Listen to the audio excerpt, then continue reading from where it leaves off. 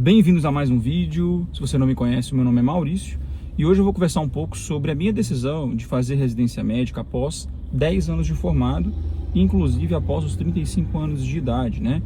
Não sou mais um jovenzinho recém-saído da faculdade. Então, tudo isso começou lá atrás. Então, quando eu me formei em 2015, eu passei em uma residência de ortopedia, comecei a residência, saí porque eu não estava gostando, enfim, tem já vídeo aqui no canal falando sobre isso. Estudei no ano de 2016, passei na residência de anestésio, comecei a fazer anestésio e gostava até da anestésio, não tinha nenhum problema com a especialidade. Mas aí eu acabei decidindo sair também por causa de um concurso que eu tinha passado em Brasília. Fui assumir esse concurso de Brasília, comecei a trabalhar lá e falei, vou ficar aqui, o concurso paga bem, né?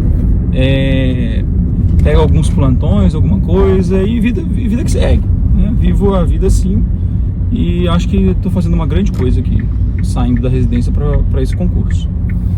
E aí eu comecei a perceber, né, a realidade da dificuldade do trabalho, assim. Era um concurso de médico de família, né? Então aquela situação de muitos locais de medicina de família em que você não tem nenhuma estrutura, e isso que eu estava em Brasília, hein, gente?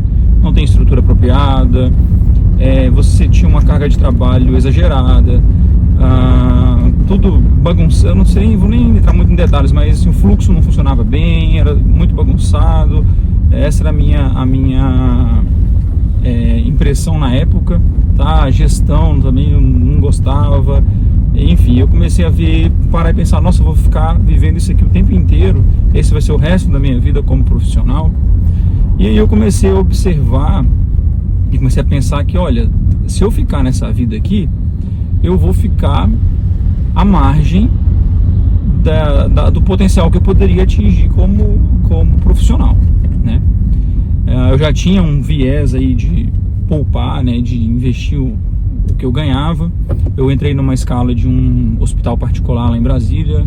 Não sei como é que tá a realidade hoje, mas na época pagava-se muito bem para os médicos e tal.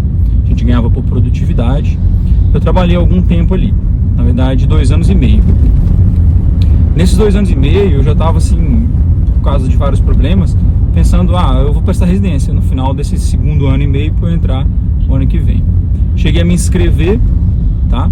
E aí eu, por outros motivos, né, já estava namorando com a minha atual esposa e acabei fazendo uma outra prova, um outro concurso para a cidade dela. Ela tinha passado em um concurso na cidade dela, eu acabei prestando o mesmo concurso, que teve um ano depois, e fui para a cidade dela, que é uma cidade no interior de Goiás.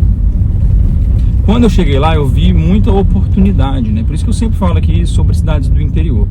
Eu, como médico generalista, eu tinha já uma pós-graduação e na época era o suficiente para você dar aulas. Eu gostava de dar aula, né? Só abrindo parênteses, eu dava aula de matérias de ensino médio durante a minha faculdade, então, para aulas particulares, né? Então eu gostava disso. Já tinha sido preceptor da UFT, que foi a faculdade que eu me formei, e tinha sido preceptor da UNB em Brasília também. E aí eu entrei para dar aula, entrei em 2 faculdades que tinham na cidade da minha esposa. Essas 2 faculdades pagavam muito bem, muito acima da média, né? Eu ganhava um salário realmente impensável para o médico generalista, impensável mesmo para o médico generalista, né? E se eu juntasse isso ainda com o salário que a minha esposa ganhava, a gente ganhava bem para a realidade aí do Brasil, né? Então, o que acontece? Apesar disso, eu percebi que eu estava meio que no topo do que eu poderia fazer. O máximo que eu poderia fazer é pegar um ou outro plantão, que ia aumentar muito pouco a minha renda, e meio que eu não tinha como subir mais ali. E além de eu não ter como subir mais, em uma das instituições que eu trabalhava, essa instituição era responsável por 70% da minha renda. E era uma instituição privada, tá? De forma que se essa instituição, por algum motivo que fosse, quisesse me mandar embora, isso sempre pode acontecer. Se trabalha para alguém, você tem que estar com isso em mente. Se essa instituição decidisse me mandar embora, eu não tinha o que fazer, ia perder 70% da minha renda, né? Se eu fosse um especialista, sei lá, um ginecologista, um endócrino, eu poderia sair e atender, né? Só que como generalista eu não tinha como fazer isso. O máximo que eu ia fazer era pegar um plantão. Então isso me incomodava muito, eu me sentia muito vulnerável profissionalmente ali. E eu sou uma pessoa que gosto muito de me preocupar com a gestão de risco. E isso me incomodava bastante, apesar de estar bom, apesar de estar aproveitando para juntar uma grana boa ali, eu parei para pensar e vi que juntando toda essa parte ainda dessa questão da vulnerabilidade, eu estava mais uma vez aí meio que à margem do que eu poderia estar. Então eu falei, cara, eu tenho que fazer essa residência, né? Eu já tinha ideia de fazer a residência em algum momento. E aí eu me preparei, ó, em tal ano vamos fazer a residência, tá? Então esse foi basicamente o motivo para eu fazer. Então vamos separar aqui os motivos, fica mais interessante, né? Então, primeiro motivo, a questão profissional mesmo, de realização profissional, eu não estava satisfeito naquele padrão, naquele patamar que eu estava, tá?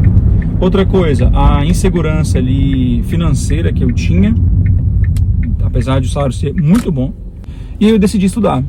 E aqui tem um ponto importante, porque a gente sempre tem desculpa para estudar, né, gente? Sempre tem desculpa, tá difícil, o internato tá difícil, o trabalho tá difícil, tem pouca vaga, os cursinhos estão muito caros.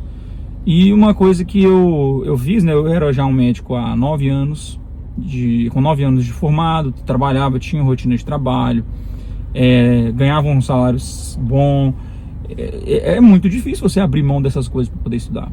E eu falei, eu quero fazer isso, eu tenho que estudar, então vou estudar, cara.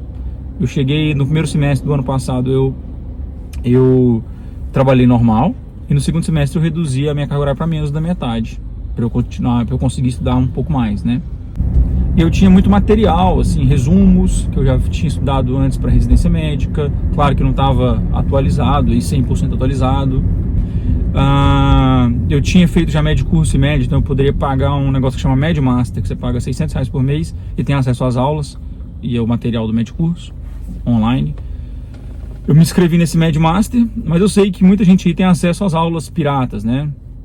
Não tô falando que é certo nem errado assistir isso, mas eu sei que tem gente que assiste de forma que não existe uma desculpa para você não ter acesso às aulas.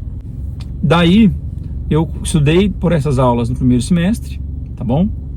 E no segundo semestre eu paguei uma plataforma que custou aí menos de R$4.000 na época, que me dava acesso a questões, me dava acesso aos temas que mais caíam nas minhas provas, nas provas que eu queria fazer, gerava um cronograma, tudo via inteligência artificial, mas não tinha recurso de mentoria, então eu precisava ser disciplinado, tá?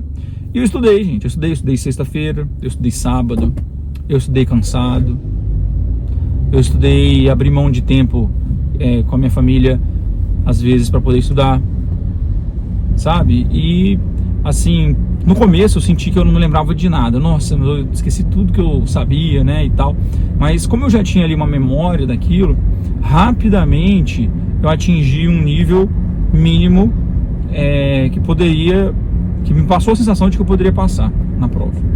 Quando isso aconteceu, eu falei, agora eu preciso dar uma refinada no meu conhecimento para poder conseguir passar na prova de residência, né? E foi isso que eu fiz. Eu tive que me dedicar mais, eu tive que ter uma dedicação estratégica, na verdade, né? Porque a gente tem que tentar entender também o seguinte: às vezes a gente estuda errado, né? Então você vai lá e assiste 1000 horas de aula e não se lembra do que assistiu. Até tem uma noção, até sabe que tal protocolo existe, que tal tratamento existe, mas você não se lembra daquilo. Então você tem que ter uma técnica de estudo adequada à sua maneira de aprender. E eu estudava muito por questões e videoaulas. Não gostava de flashcards, tá? Tem muita gente que gosta de flashcards. Eu, pra mim, não gostava. Talvez, se eu tivesse feito mais flashcards, a minha nota teria sido mais alta, pode ser. Mas foi o suficiente para passar no local que eu queria passar, por infinitas variáveis aí, mesmo apesar de infinitas variáveis que poderiam influenciar esse resultado.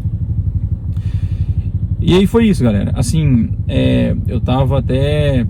Tem 2 internas que estão acompanhando na residência aqui com a gente estava conversando sobre aulas, né, sobre residência, e sim, as vagas são poucas, você vai precisar estudar, tá? Mas é isso, é o que tem para hoje, tá? A especialidade praticamente hoje ela é uma necessidade, porque senão você vai ficar fora do mercado, você vai ficar à margem da sociedade na medicina, entendeu? A não ser que você vá para essa parte aí de nutrologia e tal, que o pessoal consegue ganhar uma grana boa, com certeza, né? Mas enfim, fica a seu critério. Agora você tem que ter uma especialidade, você tem que fazer de alguma maneira conseguir ali o seu RQE, seja via pós-graduação, seja via residência, que é o caminho mais tradicional, vamos botar assim, tá?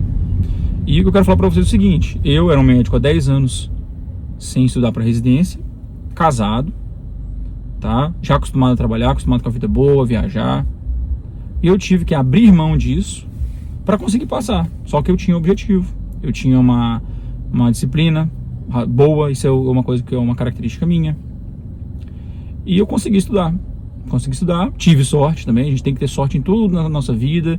Se você estiver muito preparado, mesmo que você seja, nossa, eu estou muito bom, você ainda precisa contar com uma pitada ali de sorte, de acaso, de destino, não sei como é que você considera isso, de Deus na sua vida também, beleza? Então você não tem desculpa para não estudar.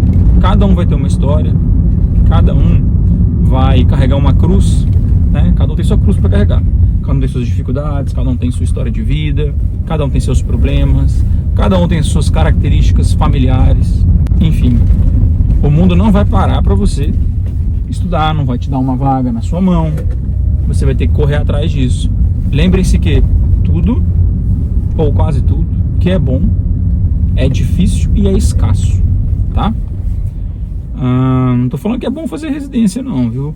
Fazer residência, você tem vários momentos de pensar na sua vida se realmente era isso que você tinha que estar fazendo.